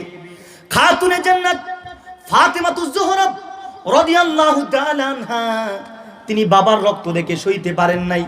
আমার নবী কান্না করছেন, ব্যথা পাচ্ছেন। এ বন্ধু, খাতুনে জান্নাত ফাতেমাতুজ জোহরা তিনি বাবার রক্ত দেখে সইতে পারেন নাই। তিনি চাটাইকে আগুনের মধ্যে পুরে ছাইকে হাতের মধ্যে নিয়ে রাসূলুল্লাহর মাথা মুবারকের মধ্যে চেপে ধরেছেন। সুবহানাল্লাহ। মেয়েরা বাবাদেরকে একটু বেশি ভালোবাসে, ঠিক কিনা? বাবার প্রতি একটু টান থাকে, ঠিক কিনা? আপনাদের সিলেট অঞ্চলে মনে হয় নাই, আছে কিনা বাবারা? খাতুনে জান্নাত ফাতেমাতুজ জোহরা বাবার মাথার রক্ত দেখে তিনি সইতে পারেন নাই। তিনি কি করলেন? তিনি ছাই, এই যে বিছানায় বসেছেন একটা সে চাটাই, ঠিক কিনা? ওই চাটাইকে আগুনের মধ্যে পুড়ে হাতের মধ্যে করে নিয়ে তিনি মাথার মধ্যে চেপে ধরলেন, বাবার রক্ত যাতে না পড়েন। সুবহানাল্লাহ। আমার ভাইয়েরা, খাতুনে জান্নাত এই কাজ করে যাচ্ছেন, ওই দিক দিয়ে মদিনা আল মুনাওয়ারাতে একটা খবর ছড়াইয়া পড়ল। কে যেন রে মদিনার জমিনের মধ্যে ছড়াইয়া দিয়েছে, মা মেয়ে লোকেরা, ও মদিনার সন্তানেরা, মদিনার বাবারা, এই দুনিয়ার জমিনে রহমতের নবী নাই, রহমতের নবীজি উহুদের প্রান্তরে শাহাদাত বরণ করেছে। আল্লাহু আকবার। আপনারা সকলেই জানেন প্রসিদ্ধ ইতিহাস, উহুদের প্রান্তরে কামলিওয়ালা নবী, দয়াল নবীজির দুইটা দান মুবারক শহীদ হয়েছিল, ঠিক কিনা? মদিনার মাটিতে যখন খবরটা ছড়াইয়া পড়ল নবীজি নাকি উহুদের ময়দানে শাহাদাত বরণ করেছে, এই খবরটা আজুজা এক বৃদ্ধা মহিলার কানের মধ্যে আসলো। বৃদ্ধা মহিলার কানের মধ্যে যখন এই খবরটা চলে আসলো, ওই বৃদ্ধা মহিলা আউলাকে সে পাগলের বেশে ওই উহুদের প্রান্তরের দিকে একটা দৌড় মারলেন। সুবহানাল্লাহ। উহুদের যুদ্ধ শেষ, উহুদ থেকে ফেরা একদল সাহাবীর কাফেলা মদিনার দিকে ফিরে আসতেছিলেন। ওই মহিলাটাকে দেখে বলেন, মা গো, উহুদের ময়দানে গিয়ে তোমার কোনো লাভ নাই। কদ উস্তুশিদা আবুকে, এ মা, উহুদের জমিনে তোমার বাবা শাহাদাত বরণ করেছে, সেখানে গিয়ে তোমার কোনো লাভ নাই। মহিলাটা ডেকে বলে, আল্লাহ রাসূলের সাহাবীরা রে, আমি জানতে চাই না আমার বাবা কেমন আছে, আমার আগে বলে দাও রহমতের নবীজি কেমন আছে। সুবহানাল্লাহ। লা ইউমিনু আহাদুকুম হাত্তা আকুনা আহাব্বা ইলাই মিন ওয়ালিদিহি ওয়া ওয়ালাদিহি ওয়ান নাসি আজমাইন। ততক্ষণ পর্যন্ত তোমাদের মধ্য থেকে কেউ মুমিন হতে পারবে না যতক্ষণ না পর্যন্ত সন্তান সন্ততি, আত্মীয় স্বজন, পাড়া প্রতিবেশী, মহল্লাবাসী, এই দুনিয়ার যত কিছু রয়েছে সমস্ত কিছুর চাইতে আমার নবীকে না যতক্ষণ না পর্যন্ত বেশি ভালোবাসবে ততক্ষণ পর্যন্ত কেউ মুমিন হতে পারবে না। সুবহানাল্লাহ। এই হাদিস মুবারক যে মজলিসের মধ্যে বর্ণিত হয়, সেই মজলিসের মধ্যে অর্ধ পৃথিবীর বাদশা হযরত ওমরে ফারুক বসা ছিল। ওমর ডেকে বলেন, নবীজি গো, আমি সমস্ত কিছুর চাইতে আপনাকে বেশি ভালোবাসি। ইয়া রাসূলুল্লাহ, ইয়া হাবিবাল্লাহ, মায়ার নবী গো, আমি ওমরের জীবনের চাইতে বেশি ভালোবাসি না। রাসূল বলেন, ওমর, এখনো তুমি মুমিন হতে পারো নাই। সুবহানাল্লাহ। ভাই, ওমরের বেলায় এই অবস্থা, আমার আপনার বেলায় কি অবস্থা চিন্তা করে দেখেছেন? এই কথা যখন রাসূলুল্লাহ ওমরকে বললেন, ওমর বলেন, ইয়া রাসূলুল্লাহ, এই মুহূর্ত এখন থেকে আমি ওমর আমার জীবনের চাইতে আপনি রাসূলকে বেশি ভালোবাসি। সুবহানাল্লাহ। আমার রাসূল বললেন, আল আন ইয়া ওমর, ও ওমর, এখন তুমি মুমিন হয়েছো। সুবহানাল্লাহ। আমার ভাইরা, ওই দিক দিয়ে মহিলাটা আর একটু দূর গেলেন, আরেকজন সাহাবীর কাফেলা ওই মহিলাটাকে ডেকে বলে, মা গো, উহুদে গিয়ে তোমার কোনো লাভ নাই। কদ উস্তুশিদা যাওজুকে, এ মা, উহুদের জমিনে তোমার বাবা শাহাদাত বরণ করেছে। আল্লাহু আকবার। মহিলা ডেকে বলে, আল্লাহ রাসূলের সাহাবীর দল, আমি জানতে চাই না আমার স্বামী কেমন আছে, আমার বাবা কেমন আছে, আমারে বলে দাও রহমতের নবীজি কেমন আছে। সুবহানাল্লাহ। তিনি আরেকটু দূর যাওয়ার পরে আরেকদল সাহাবীর কাফেলা বলছে, মা গো, উহুদের জমিনে আল্লাহ রাসূলের কদমের সামনে তোমার কলিজার টুকরা দুইটা সন্তান শাহাদাত বরণ করেছে। মহিলাটা ডেকে বলে, আমার সন্তানদেরকে আল্লাহ রাসূলের নূরময় কদমের সামনে আমি বিলীন করে দিলাম। সুবহানাল্লাহ। আমি জানতে চাই না আমার স্বামী কেমন আছে, আমি জানতে চাই না আমার বাবা কেমন আছে, আমারে বলে দাও মায়ার নবীজি কেমন আছে। সুবহানাল্লাহ। ওই মহিলাটা উহুদের প্রান্তরে উপস্থিত হয়ে গেলেন। তারপরে মা খাতুনে জান্নাত, তিনি গিয়ে দেখেন খাতুনে জান্নাত চাটাইকে আগুনের মধ্যে পুড়ে বারবার ছাই এনে উনার নূর নবীজির মাথা মুবারকের মধ্যে চেপে ধরতেছেন। মহিলাটা এই দিক দিয়ে আল্লাহ রাসূলের নূরময় কদমের সামনে হাজির হয়ে গেছেন। সুবহানাল্লাহ। রাসূলুল্লাহকে দেখে উনার কান্না আরো বেড়ে গেলেন। সুবহানাল্লাহ। তিনি বলছেন, নবী গো, আমি শুনেছি আমার বাবা নাই, আমার স্বামী নাই, আমার কলিজার টুকরা দুইটা সন্তানও এই দুনিয়া থেকে বিদায় হয়ে গিয়েছে। আমি তাদেরকে বলেছি আমার কেউ নাই, আমার কোনো দুঃখ নাই, আমাকে বলো মদিনার নবী, কামলিওয়ালা নবী, যিনি দুকুলের সাথী, শাফাতের কান্ডারি, রহমতের ভান্ডারি, তিনি কোথায় আছে, তিনি জীবিত আছে কিনা আমি সেটা জানতে চেয়েছি। সুবহানাল্লাহ।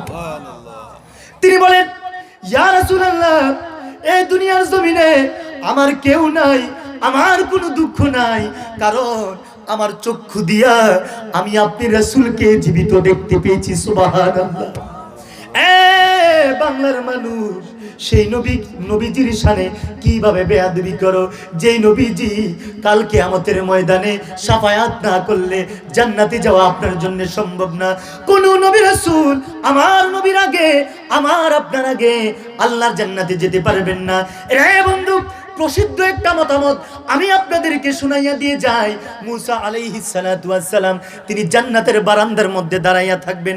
আল্লাহ রাব্বুল আলামিন মুসাকে কি বলবেন, ও মুসা জান্নাতের গেটের মধ্যে টোকা দাও। জান্নাতের গেটের মধ্যে মুসা আলাইহিস সালাতু ওয়াস সালাম টোকা দিবেন। কি দিবেন? টোকা দিবেন। জান্নাতের ভিতর থেকে একটা আওয়াজ আসবে, এ মুসা তোমার জন্য জান্নাতের দ্বার খোলা হবে না। কারণ কি জানোনি? যতক্ষণ না পর্যন্ত আখিরি নবী দুকুলের সাথী উনার গুনাহগার পাপী তাপী উম্মতদেরকে লইয়া জান্নাতের ভিতরের মধ্যে যতক্ষণ না প্রবেশ করবে, তুমি মুসা কেন 2 লক্ষ মতান্তরে 2,24,000 পয়গম্বর তারা কেউ আল্লাহর জান্নাতে ঢুকবে না। সুবহানাল্লাহ। জান্নাতে যাওয়ার জন্য 2টা জিনিস লাগবে। কয়টা? নামাজ রোজা দিয়ে জান্নাতে যেতে পারবেন না, ফরজ বিধান হিসেবে আপনাকে পালন করতে হবে। তবে হ্যাঁ, জান্নাতে যাওয়ার জন্য 2টা জিনিস লাগবে। কয়টা? মুফাসসিরগণ বলেন, আল্লাহ যদি আপনাকে রহম করেন, কি করেন? রহম করেন। আর আমার মদিনার নবী যদি, কামলিওয়ালা নবী যদি আমাকে আপনাদেরকে শাফায়াত করেন, তাহলে জান্নাতে যাওয়া সম্ভব, ঠিক কিনা? যদি শাফায়াত না করেন জান্নাতে যেতে পারবেন? কেউ যেতে পারবেন? অবাক হবেন। মুমিন কাফের তারা যখন মারা যায় তাদেরকে কবরে রাখা হয়। কিসে রাখা হয়? কবরের মাটি একটা চাপ দে। মুমিনকেও কবরের মাটি চাপ দে, কাফেরকেও কবরের মাটি চাপ দে। এখন প্রশ্ন করবেন, হুজুর আমরা তো সারা জীবন ভর শুনে এসেছি যে কাফেরকে যখন কবরের মাটি চাপ দে, ডান দিক থেকে চাপ দে, ডান দিকের হাড়-হাড্ডিগুলো ভেঙে বাম দিকে চলে যায়, ঠিক কিনা? বাম দিক থেকে চাপ দে, বাম দিকের হাড়-হাড্ডিগুলো ভেঙে ডান দিকে চলে যায়। এখন আপনি বলেছেন মুমিনকেও কবরের মাটি চাপ দে, কাফেরকেও চাপ দে, তো মুমিন হয়ে লাভ কি? প্রশ্ন আসে কিনা? কথা বুঝতেছেন? এখন কাফেরকে যেই চাপটা দে ওইটা দে যন্ত্রণাদায়ক চাপ। কি চাপ? আর মুমিনকে কি চাপ দে জানেন? অবাক হবেন, মুফাসসিরগণের ব্যাখ্যা কত সুন্দর। সুবহানাল্লাহ। একটা শিশু বাচ্চা, ছোট বাচ্চা যখন কান্না করে, মা কি করে? বুকে দুধ পান করতে দেয় না? মা কি তাকে শক্ত করে ধরে, নাকি মায়ের সুন্দর নরম কোমল হাত দ্বারা ধরে? কোমল হাত দ্বারা ধরে। ধরার পরে বাচ্চাকে যখন দুধ পান করতে দেয়, বাচ্চা কি করে? দুধ পান করে ওই দিক দিয়ে আরামের সাথে ঘুমিয়ে যায়, ঠিক কিনা?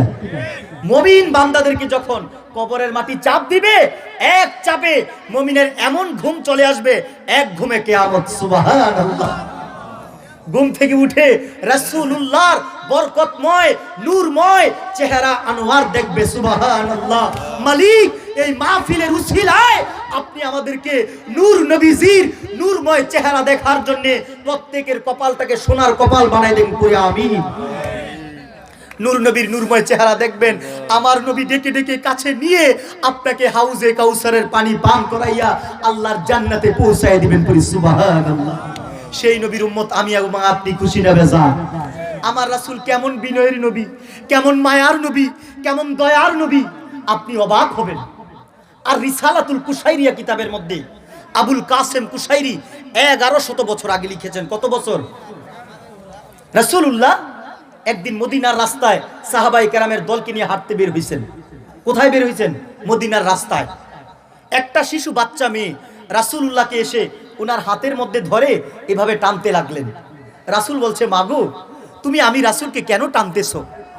বলে, নবীজি আমার বাড়ি একটু আসেন, আমার বাড়িতে একটু কাজ আছে। রাসূলুল্লাহ মেয়েটার কথা শুনে তার বাড়িতে গেল।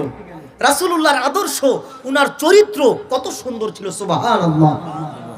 তিনি বাড়িতে গেলেন। রাসূলুল্লাহ যখন বাড়িতে গেল, যাওয়ার পর ওই মেয়েটা রাসূলুল্লাহকে ঘরের বাহিরে দাঁড় করায় রাখছে। রাখার পরে মেয়েটা ঘরে ঢুকে একটা বকরি এনে রাসূলুল্লাহর সামনে রাখলেন। সুবহানাল্লাহ। বলে, মা বকরি এনেছো কেন? মেয়েটা জবাব দিল, নবী গো আমি তো ছোট মেয়ে, আমি তো দুধ দহন করতে পারি না। আমি শুনেছি আপনি বরকতের নবী, আপনি রহমতের নবী, আপনি কামলিওয়ালা নবী। নবী গো আপনার বরকতময় হাত দ্বারা একটু দুধ দহন করে দেন, আমি তৃপ্তি সহকারে পান করি। সুবহানাল্লাহ। মেয়ের কথা শুনে আমার পেয়ারা রাসূল উনার বরকতময় হাত দ্বারা দুধ দহন করে দিলেন, আর রাসূলুল্লাহর সামনে ওই মেয়েটা তৃপ্তি সহকারে পান করলেন। সুবহানাল্লাহ। আপনার আদর্শ, আপনার চরিত্র কি রাসূলুল্লাহর মতো? তাহলে সেই রাসূলকে বাবা কিভাবে আমার আপনার মতো মনে করেন? মনে করার কোনো সুযোগ? একটা উদাহরণের মধ্য দিয়ে আলোচনার ইতি করে দিচ্ছি। আর 10 মিনিট বসতে রাজি আছেন? আপনাদের জন্য, আপনাদের সিলেটের ভাষা বলে সিন্নি, কি বলে কেমন কেমন যেন, অনেকটা বুঝি অনেকটা বুঝি না, কিন্তু আমারটা তো মোটামুটি হয়তো সবাই বুঝতেছেন, ঠিক কিনা? রাসূলুল্লাহকে ভালোবাসলে কেমন ফায়দা, এই উদাহরণের মধ্য দিয়ে আলোচনা শেষ করে দিচ্ছি। একটা ইহুদি যুবক ছিল। কি যুবক? রাসূলুল্লাহ সাল্লাল্লাহু আলাইহি ওয়াসাল্লামের খেদমতে আসতো, অনেক খেদমত করত। তাৎক্ষণিক কিছুদিন হয়ে গেল, সেই যুবকটা আর খেদমতে আসে না। আল্লাহর প্রিয় রাসূল আসর নামাজের পরে সাহাবীর দলকে বললেন, ও সাহাবীর দল, যেই যুবকটা আমার খেদমতে আসতো, আজকে বেশ কিছুদিন পার হয়ে যায়, ওই যুবকটা কেন খেদমতে আসে না? সাহাবীরা বলে, নবী গো, সেই ইহুদি যুবকটা অসুস্থ। কি অসুস্থ? যার কারণে সে আপনার খেদমতে আসতে পারে না। আমার নবী বললেন, ও সাহাবীরা, চলো চলো ওই ইহুদির বাড়িতে চলো, ইহুদি যুবকটাকে আমরা দেখতে তার বাড়ি যাব। সুবহানাল্লাহ। ইহুদি ছেলেটার বাবা ছিল ইহুদি ধর্মের বড় একজন আলেম। পেয়ারা রাসূল ইহুদি যুবকের বাড়িতে যাওয়া মাত্রই রাসূলুল্লাহকে দেখে যুবকটা বিছানা থেকে উঠে বসে গেল। সুবহানাল্লাহ। ওই যুবকটার মৃত্যু খুব সন্নিকটে চলে আসছে, মৃত্যু খুব নিকটবর্তী। রাসূলুল্লাহকে দেখে সে বিছানা ছেড়ে বসে গেল। সুবহানাল্লাহ। একবার তার বাবার দিকে তাকায়, লক্ষ্য করেন, একবার বাবার দিকে তাকায়, একবার রাসূলুল্লাহর দিকে তাকায়, আরেকবার আসমানের দিকে তাকায়। ওই ইহুদি যুবকের বাবাটা বলল, হে যুবক, আমার সন্তান, আমার দিকে তাকাইও না, আসমানের দিকেও তাকাইও না, আতে আবুল কাসেম সাল্লাল্লাহু আলাইহি ওয়াসাল্লাম। সুবহানাল্লাহ। তুমি জলদি দ্রুত আল্লাহর রাসূলের হাতে হাত রেখে বায়াত হয়ে যাও। সুবহানাল্লাহ। এই কথা যখন ইহুদি যুবকের বাবাটা বলল, ইহুদি যুবকটা ডেকে বলে, হাতি ইয়াদাক উবাইউকা ইয়া রাসূলুল্লাহ, হুজুর, আপনার নূরের হাতটা বাড়াইয়া দেন, আপনার নূরের হাতে হাত রেখে এখনই আমি কলমা পড়ে মুসলমান হয়ে যাব। সুবহানাল্লাহ। রাসূলুল্লাহর হাতে হাত রেখে যুবকটা কলমা পড়ে মুসলমান হয়ে গেল। সুবহানাল্লাহ। তিনি চলে গেলেন মসজিদে নববীতে। কোথায়? মসজিদে নববীতে। ওই দিক দিয়ে খবর হইল, রাসূল গো, এই মাত্র যে যুবকটা আপনার হাতে কালিমা পড়ে ঈমান এনেছে, সেই যুবকটা দুনিয়াতে আর নাই। সুবহানাল্লাহ। সে মারা গিয়েছে। কি করেছে? মারা গিয়েছে। রাসূল বললেন, তার গোসল করাও, কাফন দাফনের ব্যবস্থা করাও, আমি রাসূল নিজে তার জানাজার নামাজ পড়াবো। সুবহানাল্লাহ। কত সৌভাগ্য তাদের। সুবহানাল্লাহ। তার কাফন দাফনের কার্যক্রম সব সম্পূর্ণ হয়ে গেল। লাশ চলছে জান্নাতুল বাকির দিকে, হুজুর জানাজা পড়াবেন। হযরত ওমর বলেন, লাশের আগে আগে দেখলাম নূর নবী সাল্লাল্লাহু আলাইহি ওয়াসাল্লাম হেঁটে যাচ্ছেন, কিন্তু একটা জিনিস লক্ষ্য করলাম, উনার পুরা পায়ের তালু তিনি মাটিতে রাখেন না। কি করেন না? মাটিতে রাখেন না, বৃদ্ধা আঙ্গুলের উপর ভর করে করে তিনি যাচ্ছেন। সুবহানাল্লাহ। কাফন দাফন যখন শেষ হয়ে গেল, ওমর প্রশ্ন করলেন, ইয়া রাসূলুল্লাহ, আপনি যখন যুবকটার জানাজা পড়াইতে গেলেন, পুরা পায়ের তালু কেন মাটিতে রাখলেন না? রাসূলুল্লাহ জবাব দিল, ওমর শোনো, সাহাবীরা শোনো, এই যুবকটার ঈমান আনার কারণে আল্লাহ পাক এত খুশি হয়েছেন, রহমতের সকল দরজা আসমানের খুলে দিয়েছেন। সুবহানাল্লাহ। এত ফেরেশতা মদিনা আল মুনাওয়ারার মাটিতে নাজিল হয়েছে, মা কদারতু আন বাতিনা কদামাইয়া মিন কাসরাতিল মালাইকা, ফেরেশতার আধিক্যের কারণে আমি রাসূল মদিনা মুনাওয়ারার মাটিতে পুরা পায়ের তালু রাখার জায়গা পাই নাই। সুবহানাল্লাহ। সেই রাসূলকে ভালোবাসতে চান? সবাই চান? আল্লাহ আপনি আমাদের সকলকে রাসূলুল্লাহর ইশক ও মুহাব্বত, উনার প্রেম ভালোবাসা হৃদয়ে অনুধাবন করার তৌফিক দান করেন, করি আমিন। আল্লাহ কবুল এবং মঞ্জুর করে বলে আমিন। ওয়া আখির দাওয়ানা আলহামদুলিল্লাহি রাব্বিল আলামিন। আসসালামু আলাইকুম ওয়া রাহমাতুল্লাহি ওয়া বারাকাতুহু। আমরা এখন দুরূদ সালাম পড়ব, তারপরে বিদায়ী মুনাজাতের মাধ্যমে বিদায় নিব। বাবারা, একটা কথা বলছি, অতি অল্প সংক্ষিপ্ত সময় আলোচনা করলাম, কারণ আমি নিজেও অসুস্থ হয়ে গেছি, অনেক দূরের পথ অতিক্রম করে এখানে আসলাম। কালকে আমার প্রোগ্রাম কুমিল্লাতে। বাবারা, কেউ উঠাউঠি করেন না, কষ্ট পাবো, সেই ঢাকা থেকে আসছি। আপনারা, আমি যে কথাগুলো বললাম, আমার কথায় যদি কেউ কোনো রকম কষ্ট পেয়ে থাকেন, অনেকটা আদেশ সূচক হয়ে গিয়েছে, অনেকটা কথা ধমক সূচক হয়ে গিয়েছে, যদি কেউ কষ্ট পেয়ে থাকেন সন্তানের মতো মনে করে ক্ষমার সুন্দর দৃষ্টিতে দেখবেন। পারবেন তো? আমি আপনাদের সন্তানের মতো, ঠিক কিনা? আমার বয়স তত বেশি না বাবারা। সবাই তাহলে রাসূলুল্লাহকে দাঁড়ায় সালাম দেই।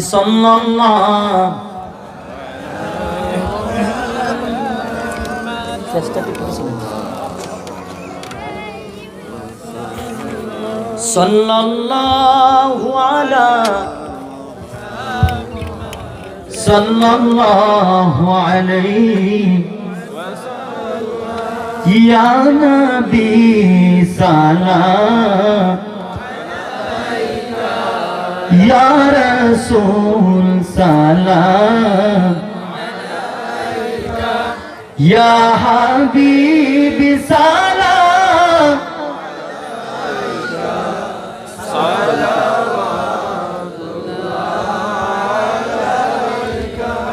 নবীজি গো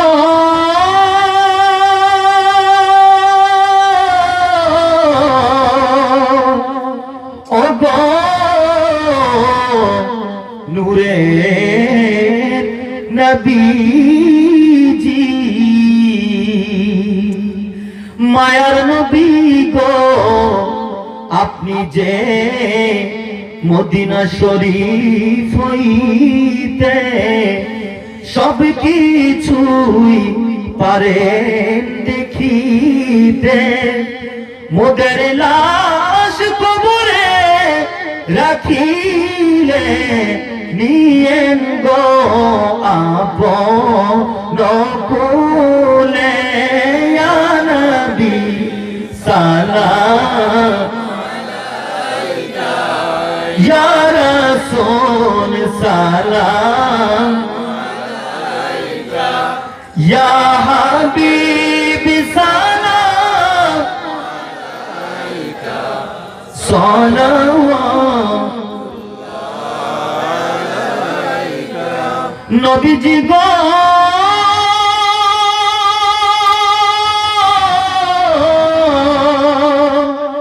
ওগো আমিনার দুলালি, আমরা আজানে শুনি আপনার নাম, ইকামতে শুনি আপনার নাম, নামাজে আপনাকে সালাম, আপনি যে নূরে মুজাসসাম, ইয়া নবী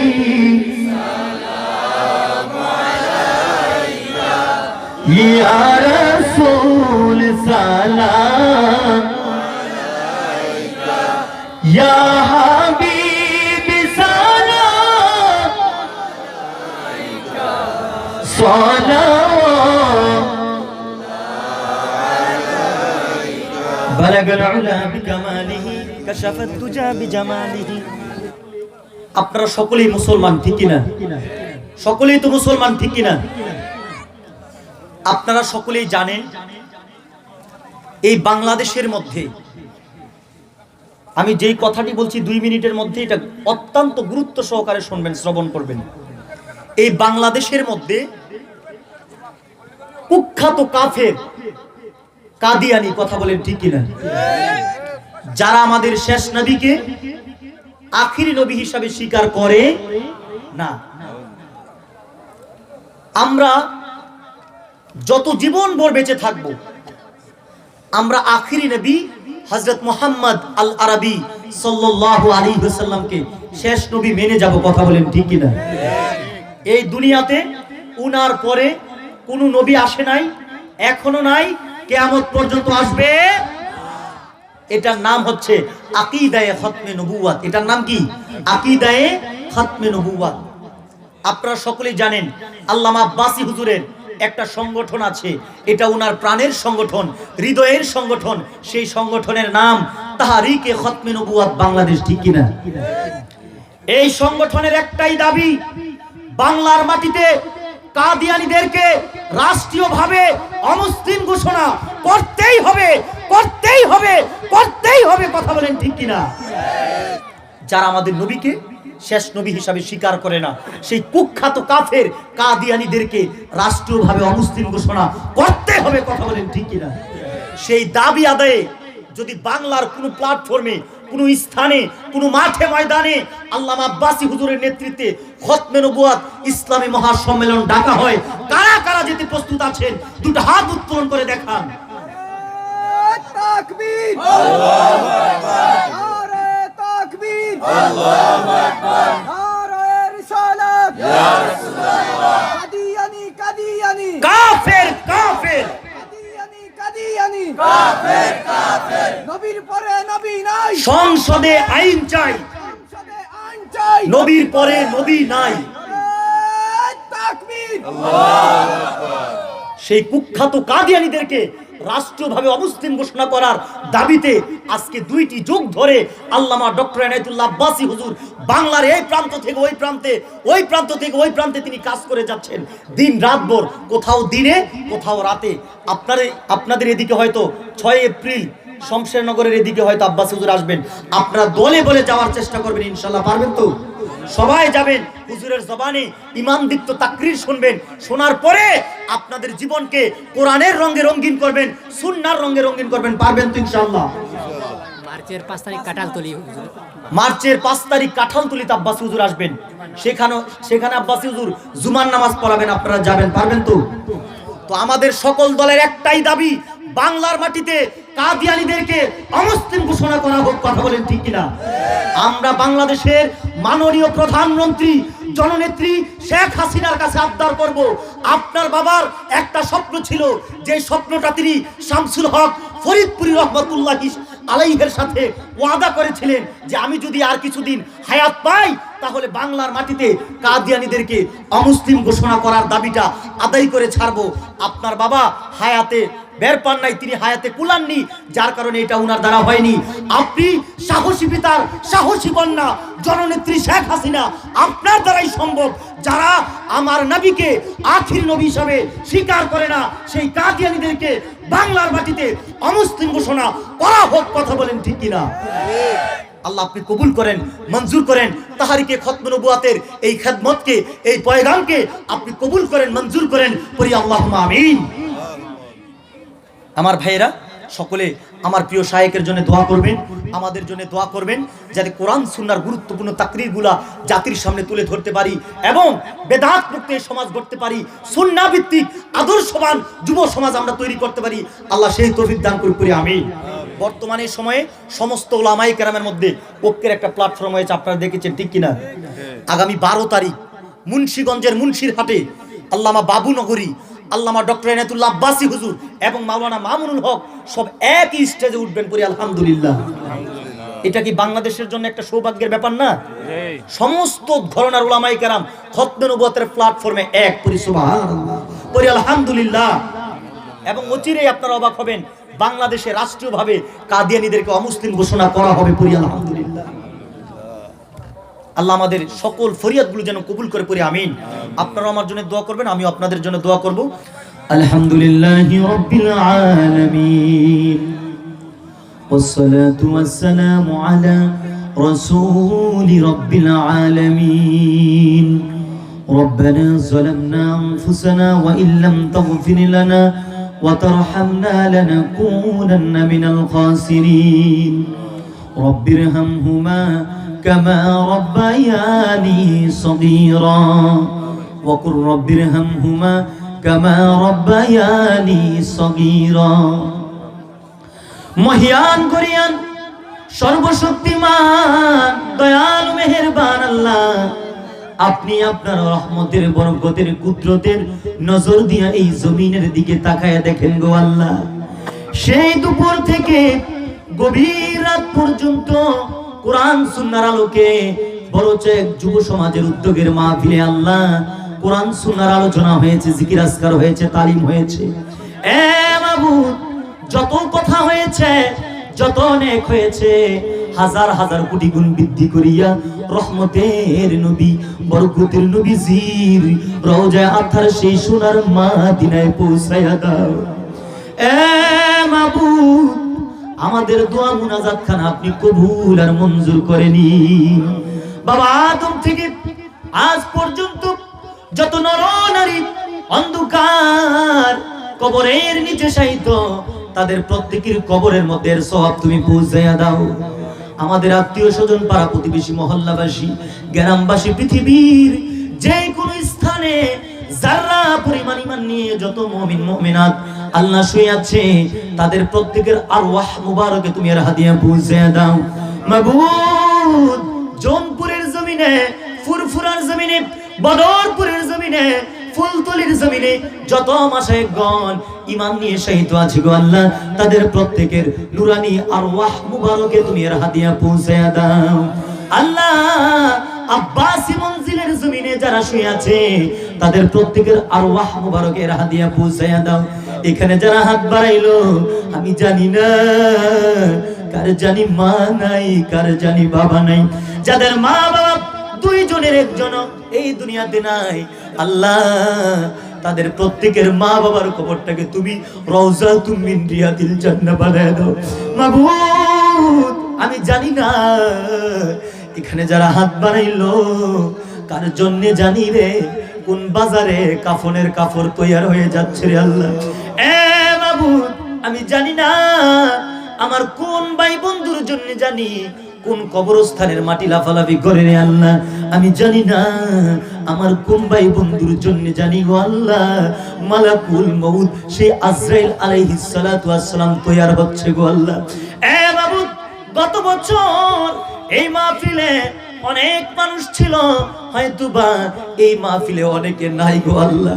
মাবুদ, যারা এই দুনিয়ার বাড়ি ছেড়ে অন্ধকার কবরে চলে গেছে, তাদের প্রত্যেকটা কবরটাকে আপনি রওজাতুম মিন রিয়াদিল জান্নাহ বানায় দেন। মদিনার রওজার সাথে কবরটার যোগাযোগের ব্যবস্থা করে দেন আল্লাহ। আমার যেই সমস্ত মুরব্বী বাবারা অসুস্থ দোয়া চেয়েছেন, এ মাবুদ, আমার মদিনার নবীজির খাতিরে তাদের প্রত্যেককে আপনি শাফায়ে কামেলা আজিলা কুল্লিয়া দান করে দেন আল্লাহ। তাদের প্রত্যেককে আপনি হায়াতে তৈয়বা সেহতে কুল্লিয়া দান করেন আল্লাহ। আপনার তো জানার বাকি নাই কার মনের মধ্যে কি আশা, কার মনের মধ্যে কি বাসনা গো মাবুদ। আল্লাহ, আপনি নিজ গুণে জানিয়া আমাদের মনের সমস্ত নেক আশাগুলো আপনি কবুল আর মঞ্জুর করে নেন মাবুদ। আমাদের মা বাবা যারা এই দুনিয়ার বাড়িতে বেঁচে আছে, তাদের প্রত্যেকের মা বাবাকে আপনি নেক হায়াত দারাজ করেন। এমনও যুবক আছে মা বাবা বেঁচে থাকাকালীন তাদের মুখে এক মুঠো খাবার দিতে পারে নাই, এখন হাজার হাজার কোটি টাকার মালিক আল্লাহ, তাদের মা এই দুনিয়াতে নাই। এ মাবুদ, যে বাবা নিজে না খাইয়া আমাদেরকে খাওয়াইতো, সেই বাবা কার জানি দুনিয়াতে নাই, মরিয়া গিয়াছে আল্লাহ। আমরার মা বাপ মাফ করিয়া দিও গো আল্লাহ কবরে রাজা। আমার মা, প্রাণের মা গো, কোথায় রইলা পাগল বানাইয়া। আমার বাবা, বাবায় কোথায় রইলা পাগল বানাইয়া। এরা যুবক, মা বিনে নাই কোনো বান্ধব, বাবা বিনে নাই কোনো সাথী। যে বাবা নিজে না খাইয়া নিজে না পইরা ঈদের দিন তোমাকে আমাকে নতুন জামা পরাইতো, সেই বাবা কার জানি অন্ধকার কবরে। আল্লাহ, আমাদের বাবা মার কবরটাকে আপনি জান্নাতের টুকরা বানায় দেন আল্লাহ, জান্নাতের বাগিচা বানায় দেন। যাদের মা বাবা বেঁচে আছে তাদের প্রত্যেকে আপনি নেক হায়াত দারাজ করেন। স্ত্রীর কথা শুনিয়া মা বাবার বিরোধিতা করিও না আল্লাহ গো। প্রত্যেকটা সংসারের মধ্যে তোমার খাস রহমত বরকত নাজিল করো আল্লাহ। যে যুব সমাজ ভাইয়েরা অত্যন্ত সুন্দর মনোরম এই কোরআনের বাগান সাজাইলো, আমার প্রত্যেকটা যুবক ভাইকে তুমি কবুল আর মঞ্জুর করে নাও আল্লাহ। বিশেষ করে মুর্শিদ ভাই, তিনি অত্যন্ত কষ্ট করে পরিশ্রম করে আমাকে এখানে নিয়ে এসেছেন আল্লাহ, ওনার কষ্টটাকে আপনি কবুল আর মঞ্জুর করে নেন আল্লাহ। কিছুদিন পূর্বে ওই কিশোরগঞ্জের একটা যুবক ভাই ইয়াকুব আলী ভাই, উনার কবরটাকে আপনি জান্নাতের বাগান বানিয়ে দেন মাবুদ। এখানে যারা হাত বাড়াইলো আল্লাহ প্রত্যেকটা যুবককে আপনি একটা ভালো চাকরির ব্যবস্থা করে দেন আল্লাহ। পর্দানিশীন আমার মা বোনেরা হাত বাড়াইলো, আমি জানি না আমার কোন মার মনের মধ্যে যেন কি আশা কি বাসনা আমি তো জানি না, আপনার তো জানার বাকি নাই। প্রত্যেকটা মা মেয়ে লোকদেরকে রাবিয়া বসরির মতো ওলি বানায়া নেন আল্লাহ, তাদের প্রত্যেকটা আপনি কবুল আর মঞ্জুর করে নেন। মাবুদ, যুবক ভাইরা হাত বাড়াইলো, ইমাম সাহেবেরা হাত বাড়াইলো, মুরব্বী বাবারা হাত বাড়াইলো, আমি জানি না কার মনের মধ্যে কি আশা কার মনের মধ্যে কি বাসনা, তাদের প্রত্যেকটা আপনার কুদরতি কদমের নিচে সুপর্দ করে দিলাম গো আল্লাহ। আপনি জানিয়া তাদের প্রত্যেকটা মনের আশা বাসনাকে আল্লাহ আপনি খালেস নিয়তগুলোকে কবুল আর মঞ্জুর করে নাও মাবুদ। শেষ ফরিয়াদ, সাদ আছে সাধ্য নাই, জীবনে একবার হইলেও সোনার মক্কা মদিনা জিয়ারতের জন্য আমাদের কপালটাকে তুমি খুলে দাও মাবুদ রে। এই দুনিয়ার কোনো কিছু আমাদের জন্য অপেক্ষা করে না, একটা জিনিস অপেক্ষা করে, সেটা আর কিছু নয়, ওই মসজিদের চার পায়া খাট।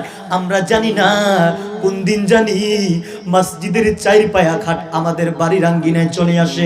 যেদিন মসজিদের চার পায়া খাট আমাদের বাড়ির আঙ্গিনায় চলে আসবে, নূরের নবীজির নূরময় চেহারা মুবারক দেখাইয়া আমাদের সকলের জবানের মধ্যে তুমি জারি করে দিও, যেই কালিমার জন্য তায়েফের ময়দানে রহমতের নবী রক্ত ঝরাইছেন, উহুদের ময়দানে দান দান শাহাদাত বরণ করাইছেন।